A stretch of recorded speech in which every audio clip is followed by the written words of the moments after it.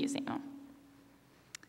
In 1907, the London Times invited several distinguished authors and philosophers to address the question, what is wrong with the world?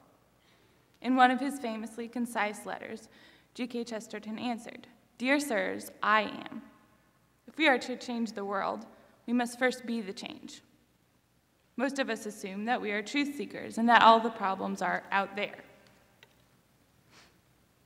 We like to think that we are good and reasonable and fair, but we deceive ourselves. We are hypocrites. I, for example, have condemned selfishness in others, only to sleep in until 10 the next morning rather than waking up to serve my mother. I have scoffed at the way others talk to their parents while ignoring my parents' desire for me to keep my room clean. This habit of dwelling on the faults of others has kept me from seeing my own vices. And it is so much simpler that way. It is easier to roll our eyes at others than to acknowledge our own flaws. We are like the prisoners in Plato's allegory of the cave. Chained deep within the cave, we sit and see only shadows. Like all shadows, ours are distorted, but since it is all we have ever seen, we think they are accurate. We may even discuss amongst ourselves various ideas and philosophies based on our tiny view of the world. A beautiful example of this blindness is in the story of Narcissus, illustrated by this painting by Caravaggio in this painting. Narcissus is a hunter from Greek myth who, upon seeing his reflection in a pool, falls in love with himself. We can see the darkness and distortion in the pool, but he cannot. He stares at a fantasy version of himself, and he loves it. When we fabricate these caricatures, our minds are darkened. Our comprehension of all kinds of truth is severely limited. The truth about our souls is the hardest to see and the hardest to accept. For when we honestly seek the truth about ourselves, we cannot find anything but our failure and inadequacy. We will be faced with our mediocrity, foolishness, and pride, and God's perfect virtue and beauty. And when we have seen these things, we will have no excuse to linger in our complacent self-worship. The truth will call us to repentance and radical change, and we prefer our comfortable blindness. Jonah has mentioned Jean Valjean and Inspector Javert from Les Miserables. Valjean lived in hatred and bitterness until he was confronted with a priest who laid down his life for him. Valjean saw a vision of sacrificial love, and it challenged his worldview. Faced with this love, he chose to let it change him.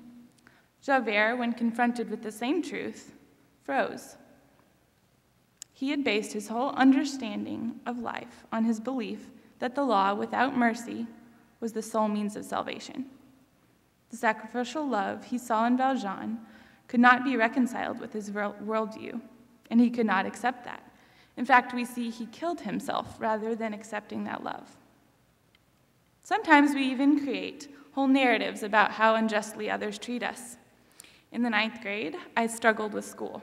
I needed a lot of help with homework, and my mother could not help me with every single problem. Instead of finding extra help, I started to become bitter. I thought that since she had time for meetings and service in the church, she was being selfish to do those things instead of helping me constantly. If you know my mother, you know how ridiculous this is. But it took me about 6 months to realize that my mom was pouring her life out for everyone around her, including me, and that my constant demands on her precious time were incredibly selfish. I had created a narrative in which I was the victim of her selfishness. But when I saw my sin clearly, I saw her selflessness, and I was humbled by it. So this is why we do not see the truth. We do not want to die to our fantasies about ourselves. Looking at the truth means seeing our unlovable character and our need for redemption. Our pride keeps us from seeing that we are the problem in the world. Indeed, it may be said of us that this is their condemnation, that the light has come into the world, and men loved darkness rather than the light, because their deeds were evil. We must ask ourselves if we really love the truth. To seek and find a life in truth means nothing less than our own death of our favorite habits and selfishness and pride. Mars Hill is a community of truth seekers, but we need to be aware of what that entails.